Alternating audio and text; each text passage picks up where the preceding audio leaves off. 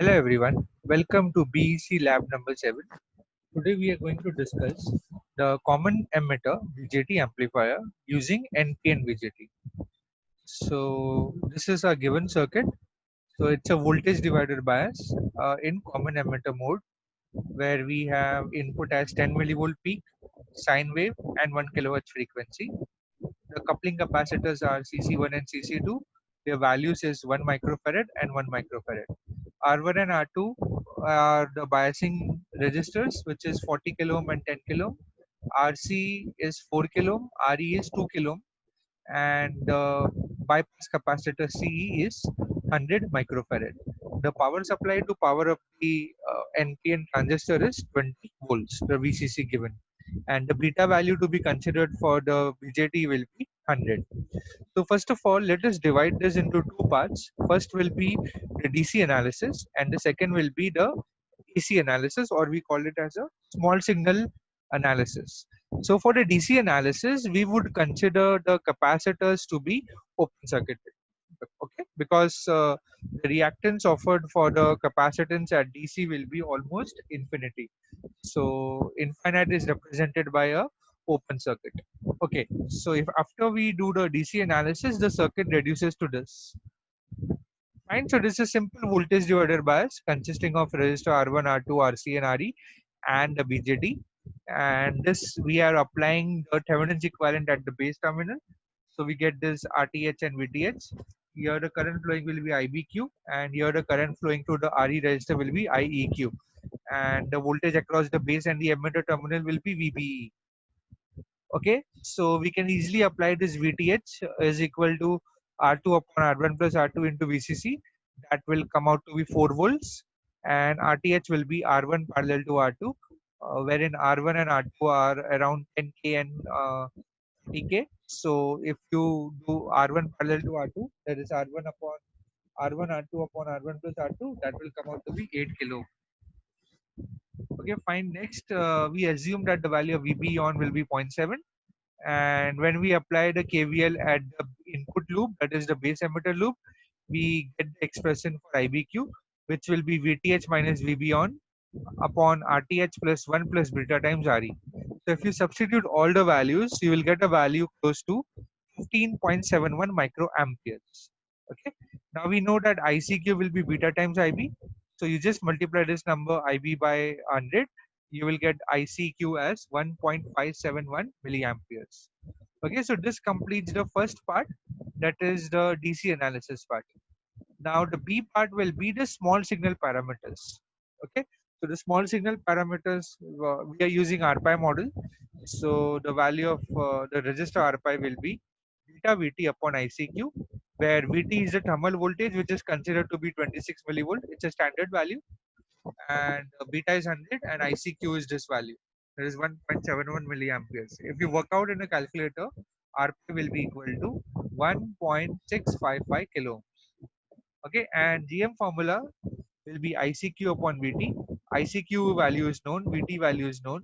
So GM value, if you work out in a calculator, you will get close to 60.42 milliampere per volt. Okay, that's the unit, milliampere per volt.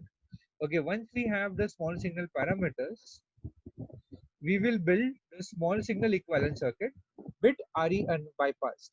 Okay, so what do you mean by small signal equivalent circuit? Basically, it's also called as mid frequency equivalent circuit. So let us first understand what is RE bypassed.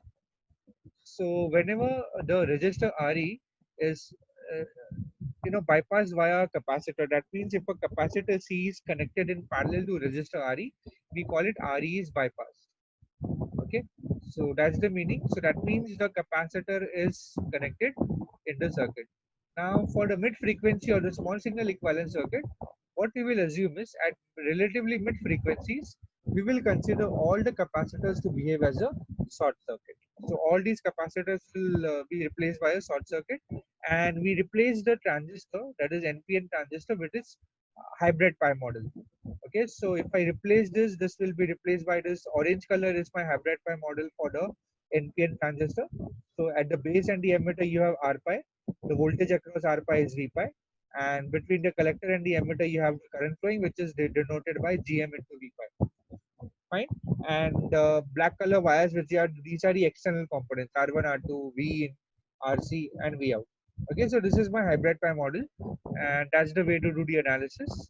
Now, the V out expression over here, the expression of V out, I mean, it's the outgoing current. So V out will be equal to this resistance into this current. So, or negative direction. So minus of Gm into V pi into RC. And what is V pi? V pi is nothing but your V in only. Basically, if you see from here, it is a parallel voltage. So if you work it out as V out upon V in, that will be equal to G minus Gm into RC, because V pi will get cancelled. Okay. Now let us concentrate over here. Gm we have already evaluated before. It was minus 60.42 milliampere per volt, and RC is 4 kilo ohms. So if you put inside this calculator, this 10 raised to minus t, 10 raised to t will cancel out. So it will be simply for 60 into 4, basically close to it. So if you work it out in a calculator properly, you will get a gain of, this is a voltage gain. That's why written as A stands for gain and V stands for voltage gain. So that's why AV. AV will be equal to minus 241.68, and it has no unit. Okay, so it is a number. So minus 241.68. Fine. And its value is pretty large. So we will see that why. Now, I hope that you have understood how to evaluate a small signal, voltage gain with RE unbypassed. Now, second case is with RE unbypassed. Now, what do you mean by RE unbypassed? RE unbypassed means there is no bypass capacitor connected over here. It is just RE in the circuit. Okay. So if that's the scenario, the equivalent circuit will slightly modify. If no CE is connected, it's not short circuited then. So this RE will come into picture. If RE comes into picture, the derivation is not so simple. It is slightly more, more steps are required. But anyways, I'm directly writing the result because we are solving a numerical. So the voltage gain formula for the RE unbypassed will be given by AV is equal to minus RC divided by 1 upon GM plus RE. Now 1 upon GMB already, GMB already have calculated. RC and RE are known to us. If you work out in a calculator, you will get a gain of minus 1.9836. Okay, so this is RE at bypass, and earlier we got a higher gain, that is 241.68, and here we are getting minus 1.9836. So basically, the difference between the two is, in the first case we don't have a presence of a negative feedback, whereas in second case we have introduced a negative feedback via keeping RE as unbypassed. Okay, so you all will study negative feedback in a little bit, I think, in higher semester, but right now the reason for the fall of gain is the negative feedback. And what can we say about this gain? When you do the simulation, this gain might not exactly match, that is minus 241 might not exactly match, but this gain, I mean this minus 1.98 will match more or less. Okay, so these are the two gains which we got, and now I think let us start building the circuit in LTSpice now, and let us verify these results. Okay, so let me keep this as this, and we will verify the results one by one. Okay, let me open up the LTSpice window. Okay. Okay, so we have already made the circuit for your reference. So this is RE is around 40K, R2 is 10K, RC is 4K, and RE is 2K. And the capacitor value C is 100 microfarad, CC1 and CC2 is 1 microfarad. And we have, let me show you this again, how to select that sine wave source also. You can select a DC voltage source that you know by now. That is, you can set a value of 20 volts. Here it is required. And I have to give a sine wave. So I will type over here sine and paste it onto the circuit. Okay, the values have to be decided. So here the value is around, if I right click over here, I just want 10 millivolts peak. So I will just write here 10 millivolts, because this will take only peak value, and 1K is the frequency. So I click on OK. So this is how I apply my sine wave. Now it's very, very important to label, and you can right click, label net, and add your label. I have added already the label for V in and V out. So basically in your case, you have to do it a little bit more tediously. You have to name V in underscore your name. So here I'm given example as my name, and here also V out underscore your name. Oh. So underscore, yeah. So this has come up now. I mean, just wait. Yeah, like this. So this is v out underscore the name and v in underscore the name. Okay, you can also rename the the base, collector, and emitter terminals. That's good to note for the DC analysis point of view. Now let us simulate. First, I want to check the DC operating point. So I'll go to DC operating point and I click on OK. We'll get some values. Let us cross check these values with the theoretical calculations. Okay, this is not required, but this is necessary to see that whatever DC calculations we have done are correct or not. Okay, so according to DC calculations, the VTH is nothing but VB. So let us check that whether we are getting this value. Okay, let me just, this is fine. Let me simulate now. Okay, so the value of VB is 3.87 and here we are getting 4 volts. That's okay because for BJT it will not match. And IBQ is 15.3 micro amperes and here it is 15.714, so quite close. And ICQ is 1.53 milliamperes and here we are getting 1.57, so quite close. The values are quite matching, the DC parameters are matching. Now what we want is we can disable this. So you can disable this by putting a colon. Okay, so this is disabled now. Now what I need to do is I need to set up the transient response because I want to plot V in versus time and V out versus time. So I'll again go to simulate, click on run, and I'll go to transient analysis. Okay, so transient will plot anything against time. I mean the current or the voltage against time. Now here the frequency is given as 2k, sorry 1 kilo ohms. So if you want to see 3 cycles, you can put here 3 milliseconds. So the moment you put 3 milliseconds, the 0 to 3 milliseconds will appear onto the screen. Now right click on the blank screen, click on add trace and select Veen of first. So this is my Veen and again plot plane plot, right click and plane plot, and here I'll plot V out. V out underscore your name will come over here. It should appear like this. So as you can see, it is out of phase. Definitely it is out of phase with each other, but it's magnitude wise also it's pretty big. So let us check the magnitude also of this. So input is 20 volts, 20 millivolts peak to peak. Let us check the output value now. So output value is around uh, so 4.52 something. So let us check that. Yeah. So the observed value over here 4.5 something we are getting. We are getting around 4.52, and here we have written as 4.57. That's quite close actually. So for V out equal to bypass, we are getting this number 4.52. Okay. Now what we will do is the second requirement is, this observed value will automatically come because observed value of gain will be observed value of V out upon V. So that will be this number, that is minus 4.577 divided by 20 millivolt. Okay, so if you do that, you will get a number minus 228, whereas the calculated value is minus 241. So that's quite close. As I've told you, this value won't come near, but the lower value will come very, very near. So this, according to the formula calculation, was minus 1.98, and we are getting minus 1.95. Okay, so if you notice carefully, these waveforms are also not exactly symmetric, and this happens because of this high gain. Okay, this is uncontrolled gain. So next we will plot the controlled gain, which is without this, resistor is unbypassed, means this capacitor is not present. So let me take a scissor and cut the wire. Now the capacitor is not connected. Now if you simulate this again, if I simulate this again, I don't require two plots. I can finish off in one plot only. So add trace, V in, and then V out also. Okay. So let us check the peak to peak value now. So as you can see, it's clearly out of phase, and the output waveform is also very, very, symmetric and accurately giving the results. So let us test that now. So here it is around, let me check the peak to peak value actually.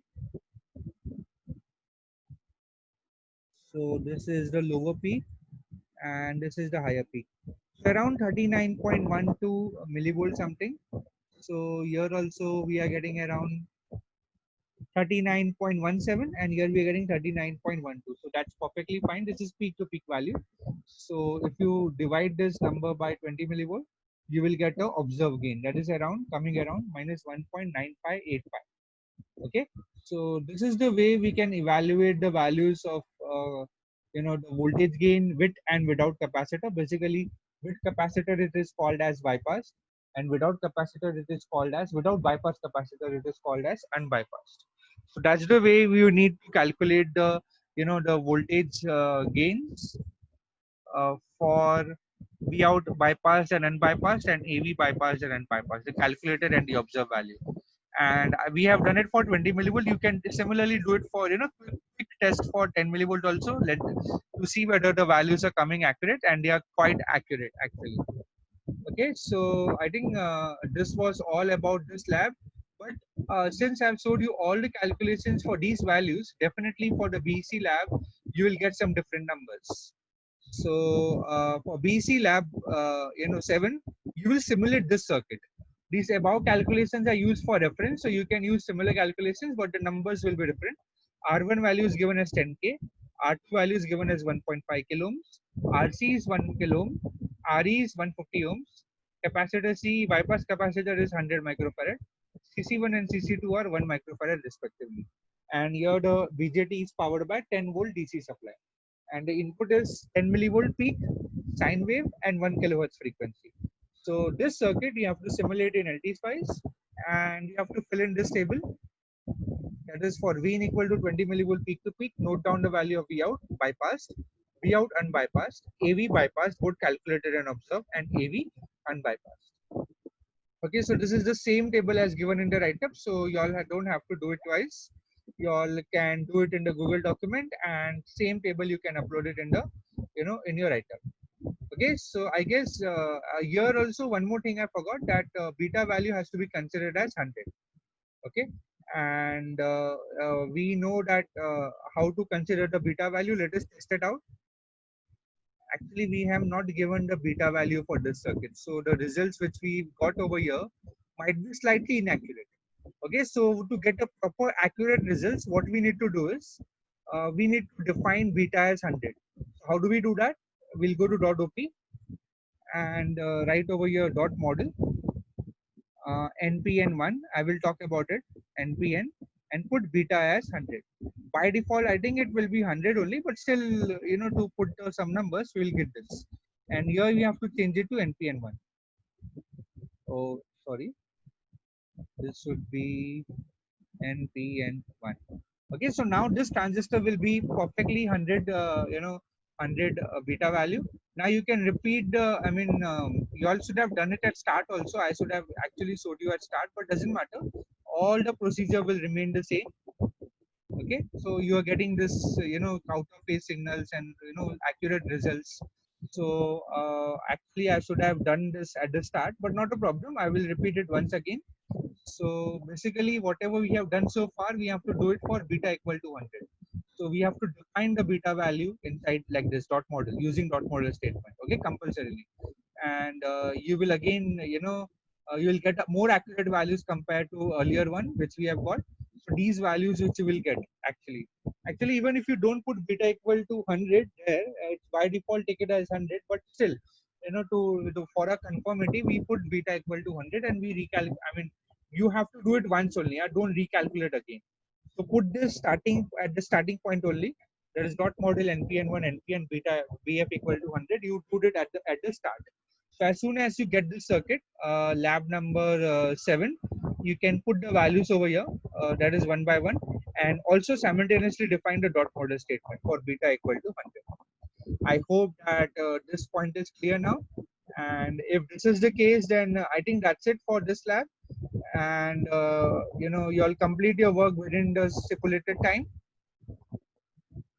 Okay, so next time we'll start with some of the circuit in LT Spice. So until then, have a good day and thank you.